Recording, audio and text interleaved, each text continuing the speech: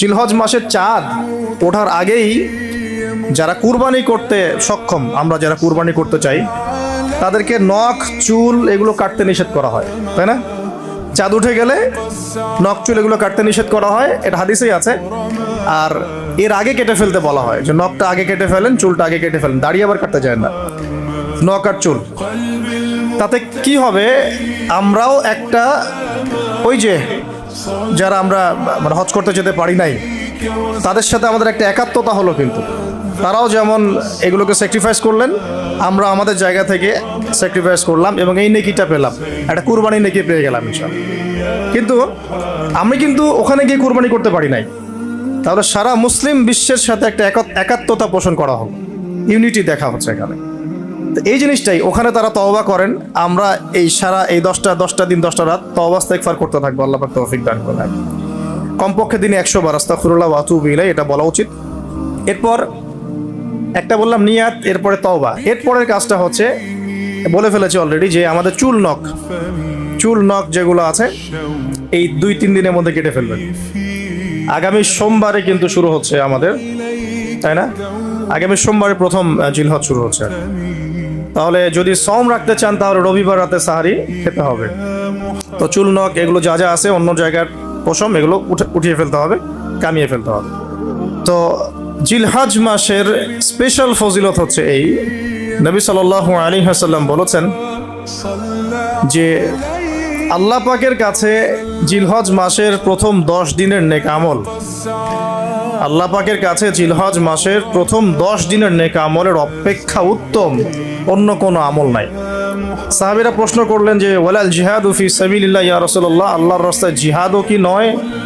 নবী সাল্লাল্লাহু আলাইহি ওয়াসাল্লাম বলছেন ওয়ালাল জিহাদু ফি সাবিলিল্লাহ, এমন কি আল্লাহর পথে জিহাদও নয়। তবে সেই ব্যক্তির কথা ভিন্ন, যে ব্যক্তি তার মাল এবং তার নফস নিয়ে বের হয়ে গেছে, কিন্তু এটা কোনো কিছু নিয়েই ফেরত আসে নাই, মানে সে শহীদ হয়ে গেছে, সেই ব্যক্তির কথা ভিন্ন। বাকি এই 10 দিনের নেকা আমল আল্লাহ পাকের কাছে অন্য সমস্ত নেকা আমল চাইতে শ্রেষ্ঠ এবং উত্তম। আল্লাহ পাক সূরা ফজরের মধ্যে এই 10 দিনের কথা বলেছেন, ওয়াল ফজরি, মানে প্রভাতের কসম বা ফজরের কসম, ওয়া লায়ালিন আশর, এবং 10 রাতের কসম। এই ওয়া লায়ালিন আশর 10 রাত বলতে মুফাসসিরিনে কেরাম এই জিলহজের প্রথম 10 দিনকে বোঝান, এই 10 রাতকে বোঝান। আবার সূরা ওয়াস সামাই যাতিল বুরুজ, আমরা সূরা বুরুজ পড়ি, ওয়াল ইয়াউমিল মাউউদ ওয়া শাহিদি ওয়া মাশহুদ, এখানে শাহিদ বলতে আরাফার দিনকে বোঝানো হয়, ওয়া মাশহুদ বলতে জুমার দিনকে বোঝানো হয়। তো এই আরাফার দিনও কিন্তু এই 10 দিনের মধ্যেই পড়ে গেছে। আরেকটা হাদিসে এসেছে যে এই 10 দিনের মধ্যে যে আরাফার দিনটা আছে, এই আরাফার দিন সম্পর্কে নবী সাল্লাল্লাহু আলাইহি ওয়াসাল্লামকে জিজ্ঞাসা করা হচ্ছে, ইয়া রাসূলুল্লাহ, এই দিনের ফজিলত কি? নবী করিম সাল্লাল্লাহু আলাইহি ওয়াসাল্লাম বলেন আহতাসিবু আলাল্লাহ, আমি আল্লাহর কাছে আশা করি যে এই দিন, মানে আরাফার দিনের সিয়াম, রোজা, এটা কি হবে, কাফারা, মানে মাফের কারণ হবে, গুনাহ মাফের মোচনের কারণ হবে, সানাতাল্লাতি ক্বাবলা ওয়া সানাতাল্লাতি বা'দা, মানে বিগত 1 বছরের, আগামী 1 বছরের, 2 বছরের গুনাহ মাফের কারণ হবে একটা রোজা, আরাফার সওম। সুবহানাল্লাহ।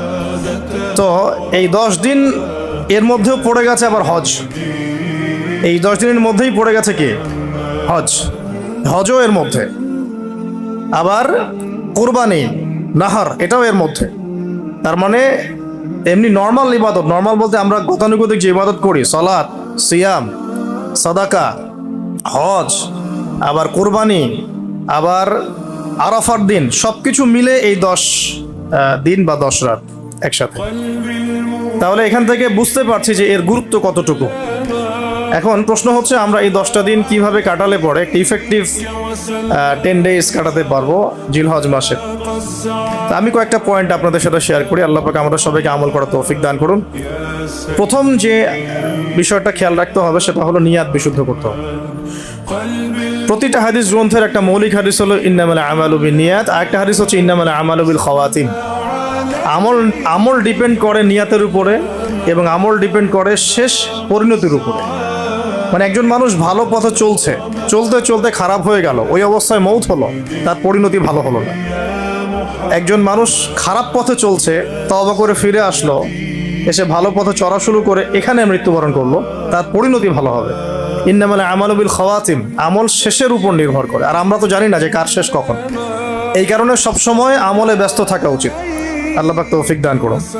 আল্লামা তাকি উসমানী দামাত বারাকাতুহু, তার উস্তাদ তাকে বলতেন, তিনি তার কিতাবে লিখেছেন যে আমার উস্তাদ আমাকে বলতেন, আমার শাইখ আমাকে বলতেন যে প্রতিদিন দেহের যেমন খোরাক আছে ঠিক তেমনি প্রতিদিন আত্মার খোরাক জোগাড় করো। প্রতিদিন দেহের খোরাকের জন্য আমরা 5 বার 3 বার 4 বার খাওয়া দাওয়া করি, নাস্তা খাই, সব মিলে 4-5 বার খাওয়া দাওয়া করি, পানি পান করি, ভিটামিন নেই, প্রোটিন নেই, কার্বোহাইড্রেট নেই, মিনারেলস নেই, তাই না? দুধ খাই, কত কি খাই। তো এগুলো দেহের খাবার। অনেকের সাথে আবার হারামও কিছু খাবার খায়।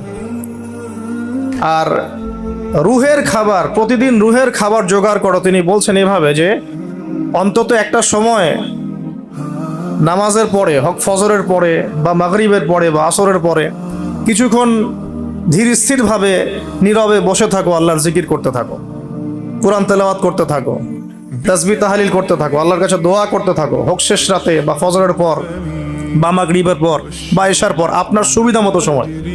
ফজরের পর করতে পারলে বেশি ভালো হয়, শেষ রাত্রে করতে পারলে বেশি ভালো হয়। তো তার উস্তাদ তাকে বলতেন এটা হলো আত্মার খোরাক, এর মধ্য দিয়ে আমরা আত্মার খাবার পাই। আত্মা অসুস্থ হয়ে গেলে দেহ সুস্থ থাকে না।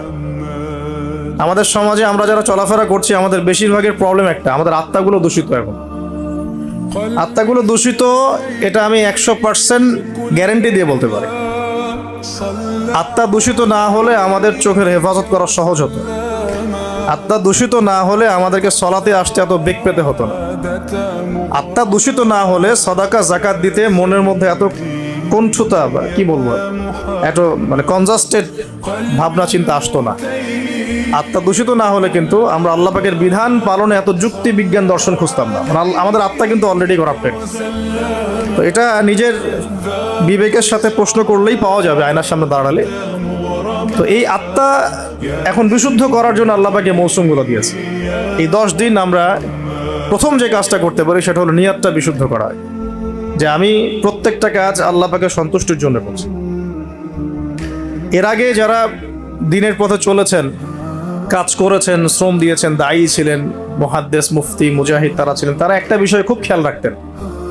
অনেকগুলো কিতাব পড়াশোনা করে এই জিনিসটা আমি পেয়েছি, অনেকগুলো কিতাবই আছে, যে তারা যে কোনো কাজ করার আগে একটু ধীর স্থিরভাবে বসতেন বা 1 মিনিট একটু চিন্তা করতেন, আগে নিয়তটা খালাস করতেন, আমি এই কাজটা আল্লাহর জন্য করছি। আমরা ব্যস্ততার সাথে অনেক সময় চলাফেরা করে এই নিয়তটা খালাস করার সময় পাই না।